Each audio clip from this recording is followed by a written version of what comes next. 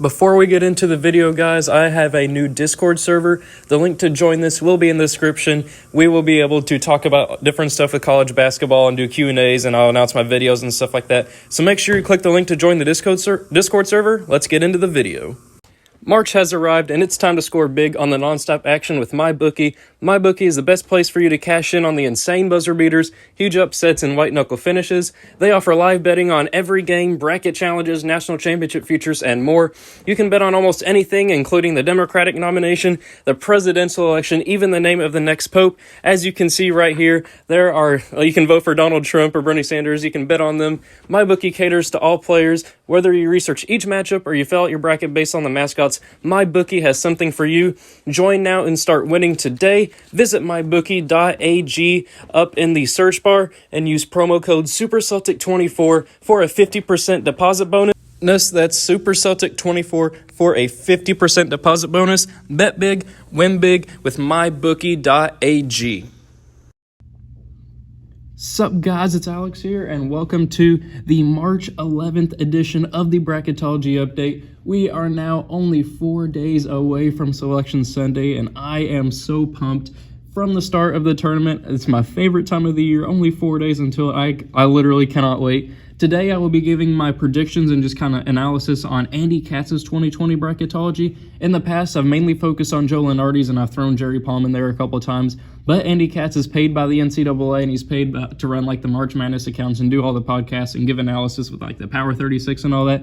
I listen to the podcast and I check him out a lot to be able to give you guys the analysis and research that you may not have the time to look into, and to give you guys the insight toward my predictions and for the actual NCAA tournament itself, especially coming out on Sunday. So hopefully you guys like Andy Katz. If you haven't heard of him before, he's pretty well known around the college basketball world, just not like he's not usually featured on like ESPN and stuff because they pay Joe Lenardi to do it. But taking a look at his bracketology, he has Kansas as the number one overall seed in there, which pretty much everybody does. Even if they lose in their first game of the Big 12 tournament, they're going to be the number one overall seed. And they are in Indianapolis, which I will be seeing the Elite Eight and Sweet 16 in that region if they do have it. It's kind of up in the air at this point. They've canceled a couple conference tournaments due to a certain situation that I can't see on YouTube or else I'll get demonetized. But Indiana University has actually canceled classes and like campus visits and stuff through the beginning of April, which would cover that regional for the Sweet 16 and Elite Eight.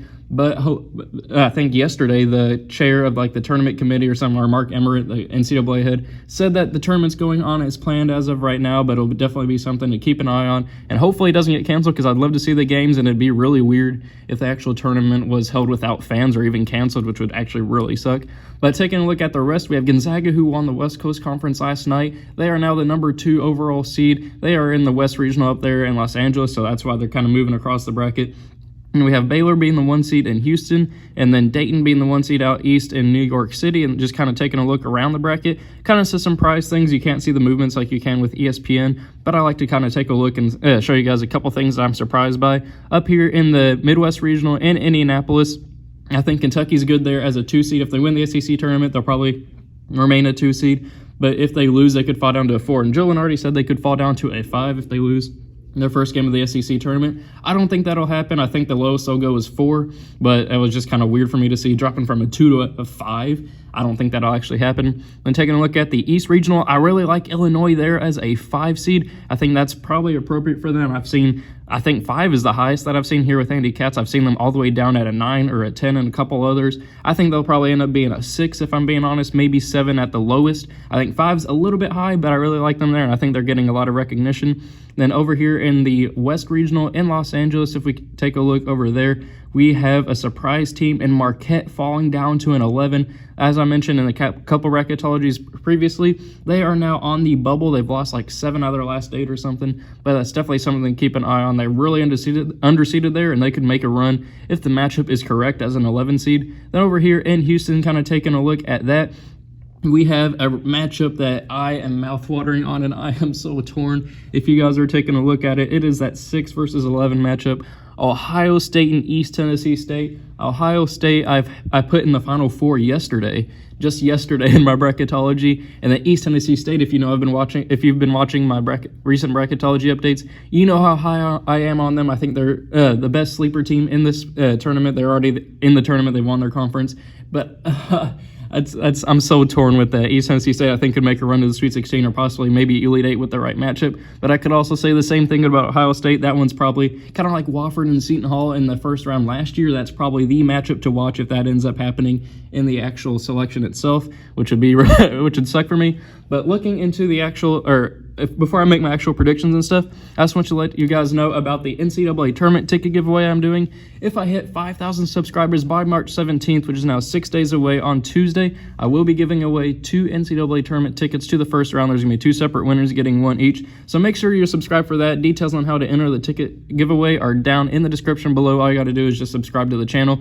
Follow me on Instagram and then DM me a screenshot of you being subscribed to the channel. Let me know your favorite tournament team or your favorite basketball team and then the closest tournament location to you. We are only 410 subscribers away. We are mowing through the field now. I think we can definitely get to 5,000, especially with the actual tournament video on Sunday. But if you're not subscribed already, make sure you are. And without any further ado, let's go ahead and take a look at the bracketology predictions. So we'll go ahead and go to this Midwest Regional up here first. We have Kansas moving on here past North Dakota State. I don't think that one would be too much of a matchup there. Then I'm going to go with Florida here with Kerry Blackshear. This one's kind of a 50-50 for me. Kerry Blackshear, I think, is going to miss the actual SEC tournament. But if he misses the NCAA tournament, I would probably pick Arizona to win that one. But if he is here, I think Florida does get the victory, and I'm assuming he's going to be there, so that's why I'm going with them to upset Arizona as the 9/8. Then I'm going to go with BYU beating the automatic qualifier in Yale. They announced yesterday that the Ivy League is not holding a conference tournament. They're just going to give the automatic bid to Yale. Then we have Louisville here beating Vermont. Vermont is now in the finals of their America East Conference. They could definitely surprise some people here as a 13/4, but I really like Louisville. They were #1 in the nation at one point. I think Jordan Ware is going to lead them to a victory here over Vermont, though watch out for Vermont. They could definitely surprise some people. Then we go with Michigan here over Cincinnati. I'm not going to go too in-depth with that one. I think Michigan would win that one easily. Villanova is going to win over Hofstra. This one is kind of a 50-50 for me. Penn State is now down to a 7 after being ranked as, I think, a 3 at one point. They have lost like 4 out of 5 or something like that, 3 in a row. It's just not looking good for that program, but I do think they'll be able to beat Utah State, who did win their conference tournament over San Diego State. Their entire body of work, though, is just not up to par with Penn State's over the course of the season. That's why I'm picking Penn State. Then I'm going to go with Kentucky over Colgate, though Colgate could surprise some people as a 15/2. They gave Tennessee fits last year as a 14. I think they're a bit underseeded here as a 15. They should be a low 13, high 14 in my opinion, and they could give the 2, 3, 4 seed, whoever they're paired with, some fits. Then for a spot in the Sweet 16, we do have Kansas here moving on past Florida. Louisville and Jordan Ware will move on past BYU. Then I'm going to go with Michigan, or actually, you know what, I'm going to go with Villanova, winning the rematch of, I think that was the 2018 National Championship game. I think Villanova gets the victory there. I've been kind of shunning them in the past few bracketologies I've been doing. I'll move them here to the Sweet 16 as a 3 seed. I'm just not too high on them to make a deep run into the tournament this year. I'm going to go with Kentucky here. Moving on, I think they'll win the SEC tournament, and they have been really hot as of late. I think they move on to the Sweet 16. Then for a spot in the Elite Eight, I am going to go with Kansas. And I just realized I went with a lot of chalk in this bracket. But make sure you check the other regions out. I'm going to be having some good picks in those as well. We have Kansas moving on past Louisville. I don't think that one would be very close. I'm going to go with Kentucky moving on past Villanova. I think Kentucky has a lot of good players, and if they play the way they did in the first half against Tennessee and the second half against Florida, they can win the national championship. But if they play the way they did in the second half against Tennessee and the first half against Florida, they are getting out first round. But because of that inconsistency, but due to their hotness, but because of the inconsistency, I am going to go with Kansas moving on. Kentucky, I did, as you saw in that little kind of thing a couple of seconds ago, I did think about putting Kentucky in there as a surprise winner, but I got to go with Kansas, who's been really consistent over the course of the season. So then if we go down here to the East Regional, we'll have Dayton moving on past the winner of Prairie View A&M and Siena. Rutgers, I think, will get their first tournament win in a long time here over Colorado. Illinois will beat the winner of Texas Tech and UCLA, which I think would be Texas Tech and Chris Beard at this point. Duke, I think, will be Akron. Then I'm going to go with Virginia here, moving on past the winner of Xavier and Richmond, who I think would be Richmond. Maryland, I think, won't struggle too much against Belmont, who took a last-second layup to beat Murray State. Then I'm going to go with Indiana here, pulling off the slight 10/7 upset over Houston. And then Creighton, I think, will beat Eastern Washington. But then for a spot in the Sweet 16, we have Dayton here moving on past Rutgers with Obi Toppin. I don't think they'll struggle too much there. They're going to go with the 5/4 with Iota Sumu and Illinois moving on past Duke. I just can't get, kind of like Villanova this year, I just can't get behind Duke. They've lost to a couple bad opponents in like Wake Forest and Clemson. I just can't really get behind them here. I want to say, for some reason I was thinking, yeah, I think they lost to NC State too. Yeah, about 22. They are just not looking like a team that can make a deep run this year. I'm going to go with Virginia pulling off the 6/3 upset.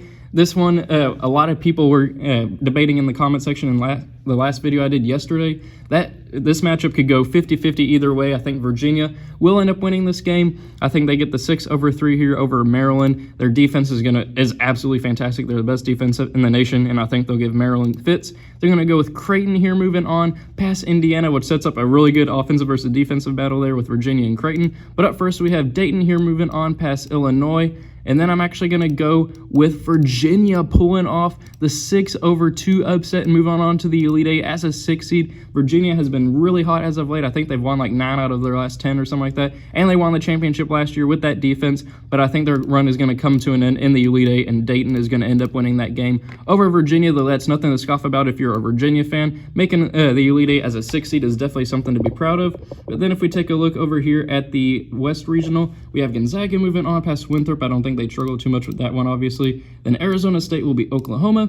I'm going to go with Luka Garza here, moving on past Stephen F. Austin. You guys know if you've been watching my bracketologies that I really like Stephen F. Austin this year, but they got a really bad draw in this round right here with Iowa. I think Luka Garza is right there with Obi Toppin for Player of the Year. That debate is raging right now. But then I'm going to go through New Mexico State, pulling off the 13/4. I'm not going to say too much about it because every single bracketology I've been doing recently, these two teams are paired up, and neither team has played a game in a while, so I am going to go with what I've been going with over the past few days with New Mexico State moving on. Then Marquette, I think, with Marcus Howard, can upset West Virginia here. Michigan State will move on past Wright State, and then Providence, the really hot team, will beat St. Mary's, and then San Diego State will beat UC Irvine. Then for a spot in the Sweet 16, we have Gonzaga moving on past Arizona State.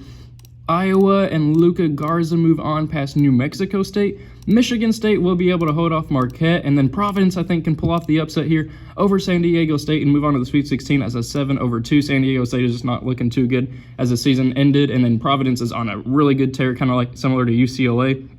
And then for a spot in the Elite Eight, I'm going to go with Luka Garza and Iowa pulling off the upset here.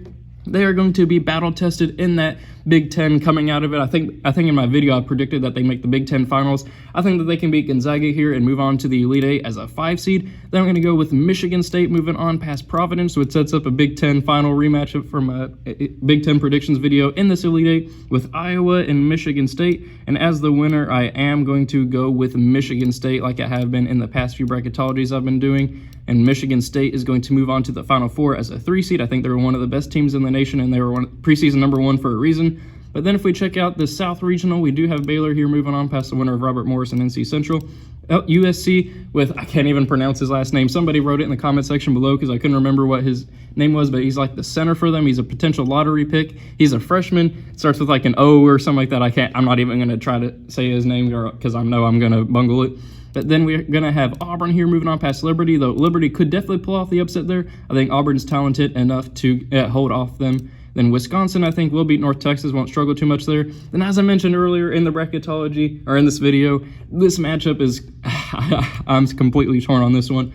But I'll go ahead and go with Ohio State since I did put them in the Final Four yesterday. I do think they're talented enough to get that victory there. Then Seton Hall, I think, will beat Bradley, though Bradley could surprise some people there as a 14 seed or a 13 seed, wherever they get matched up as. Keep an eye on them as a potential pick, kind of like UAB upset Iowa State a couple years ago in that 14/3 matchup right there. I think it was in that bottom right, Regional 2, kind of similar to this one. Keep your eye out for Bradley when the actual tournament happens. Then we go with Butler over Stanford. Butler has fallen to a 7 seed. I don't really like either of those two teams this year, though I like Butler a little bit more because they have Kamar Baldwin. I'm going to go with Florida State here beating Butler. Then moving on past Little Rock, not Butler. They're going to win. I'll go ahead and put them in the Sweet 16. I'm not going to struggle too much there with that matchup between Florida State and Butler if I can pick Florida State. There we go. Then for a spot in the Sweet 16, we do have Baylor moving on past USC. Wisconsin, who's riding, I think, an 8-game winning streak, will move on to the Sweet 16. I think they'll be able to get the victory there. Then Seton Hall with Miles Powell will move on past Ohio State. I think Ohio State is really talented. That one's another 50-50 matchup for me, but I like the talent of Miles Powell to move them on here past Ohio State, and plus they have more Quadrant 1 wins and have been more consistent throughout the course of the season. But then for a spot in the Elite Eight, I am going to pull off an upset here and go with Wisconsin. There's a ton of Big Ten fans that watch my videos, and they've been giving me tons of crap for not respecting Wisconsin, and Wisconsin fans have been giving me tons of crap for not picking them because I am a Kentucky fan, but I just haven't been able to get behind this team. It's not that I hate Wisconsin for that. I mean, that was 4 years ago, or 5 years ago, I think, at this point now, something like that. I don't have anything against them, and I took a closer look at their resume and their body of work over the course of the season, and I will give them credit now. I am moving them on to the Elite Eight as a 4 seed over the number 1 seed of Baylor Bears. Then Florida State, I think with Leonard Hamilton, we move on past Seton Hall. And then for a spot in the actual Final Four, I am going to go with Florida State moving on as the 2 seed. Florida State, I think, is a really underrated team. They were the number 1 seed in the ACC for a reason. I think they can get the victory there and move on to the Final Four. Then a rematch of Kansas and Dayton from the Maui Invitational, which went to overtime and Kansas won. I'm going to go with Kansas winning. Again, I flip-flop on this one each and every day. I think it's been consecutive days where I just go Kansas, Dayton, Kansas, Dayton. This one's a complete 50-50 toss-up for me, but I am going to go with the number 1 team in the nation right now in Kansas. Then I'm going to go with Michigan State here, moving on past Florida State. You guys know how high I am on Michigan State as the season has been ending. They're really hot, and they were number 1 preseason team for a reason. I think they get the victory here.